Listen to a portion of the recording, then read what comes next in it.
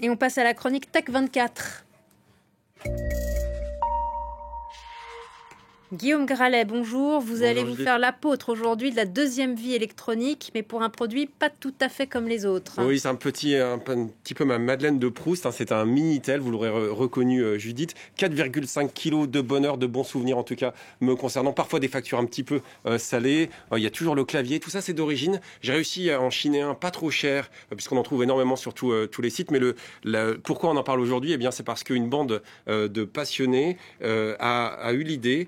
Cécile Adam, Pascal Moïse, des passionnés de télématique, mais également Olivier Mével, qui par le passé a déjà fait revivre une autre invention française, le Nabasta, un petit lapin communicant. Eh bien, ils ont eu l'idée de créer un Minimit. C'est un petit boîtier qui va connecter ce Minitel, qui nous rappelle énormément de souvenirs, à certains services, des services auxquels on avait accès au début des années 80, lorsque le Minitel est apparu dans les foyers français. Et à quoi peut-on accéder ? Eh bien, à énormément de services, des versions actualisées, par exemple, du jeu vidéo Pong, sur lequel j'ai passé pas mal de temps, mais également des services de météo. Ça fonctionne très bien. On a une connectique qui fonctionne bien grâce à ce qu'on appelle une prise DIN. Ça a équipé la quasi-totalité des Minitel et ceux que vous pouvez encore acheter aujourd'hui, mais également des archives de journaux français de l'époque. On se replonge un peu au début des années 80. On voit apparaître aussi les vainqueurs à l'élection présidentielle. On avait également un service qui s'appelait 3615 Ravel, qui était l'ancêtre en réalité de Parcoursup.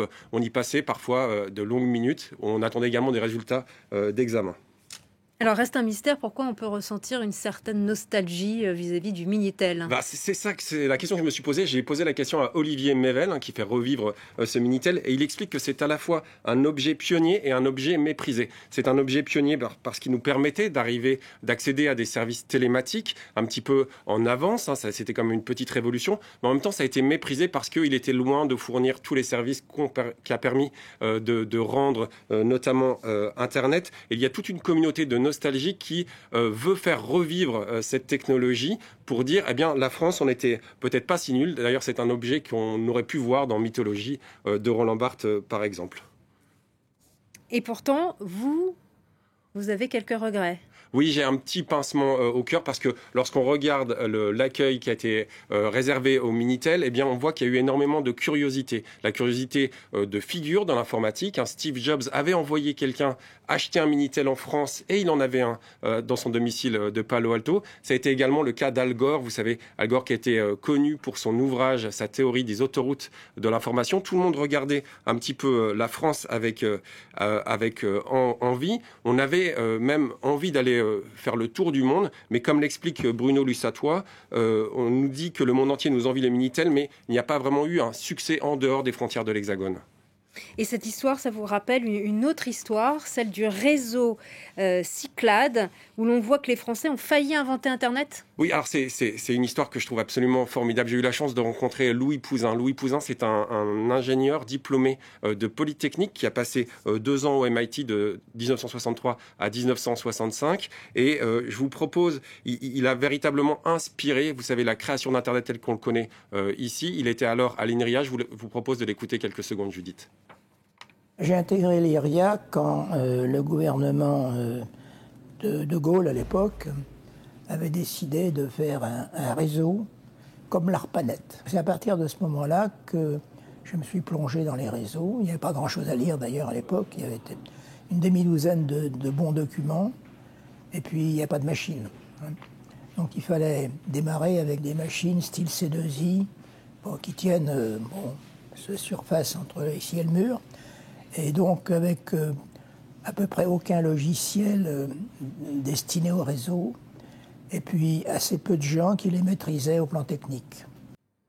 Oui, on pourrait presque lui ériger une statue. D'ailleurs, il a eu pas mal d'hommages dans le monde entier. Il a été reçu, décoré par la reine d'Angleterre. Ce que je trouve très intéressant, c'est que dans son invention qu'il a appelée Cyclades, en hommage, un clin d'œil en fait aux îles grecques de la mer Égée, il expliquait en réalité que le réseau, bien qu'il créé, allait permettre au protocole de communication, à tous les objets de communication, d'être reliés un tout petit peu, comme on peut relier relier différentes îles. Ça pouvait donner du sens. Ça a permis effectivement, grâce à l'INRIA qui s'appelait l'IRIA à l'époque, de rayonner. Son projet Cyclades a été présenté en Conseil des ministres. On était en 1974. Et puis, il faut lire, ou en tout cas relire, un roman qui est absolument fabuleux, qui s'appelle Comédie française, du romancier français Éric Reinhardt. Éric Reinhardt, il a mené une petite enquête et il s'est rendu compte qu'à l'époque du Minitel, plusieurs hommes d'affaires français, comme Ambroise Roux, ne croyaient pas dans son réseau Cyclades. Ils ont découragé Valéry Giscard d'Estaing d'aller plus en avant sur cette technologie. Mais Vint Cerf, donc un des inventeurs de TCP/IP, un des professeurs à UCLA, rend hommage publiquement encore aujourd'hui aux inventions de Monsieur Pouzin, en expliquant que sans lui, le TCP/IP ne serait pas aussi efficace qu'il est aujourd'hui. Donc la France a véritablement contribué à la création d'Internet, et peut-être la leçon à retenir, c'est qu'il faut davantage écouter nos ingénieurs et nos inventeurs. Merci Guillaume Gralet pour votre chronique Tech 24. Merci.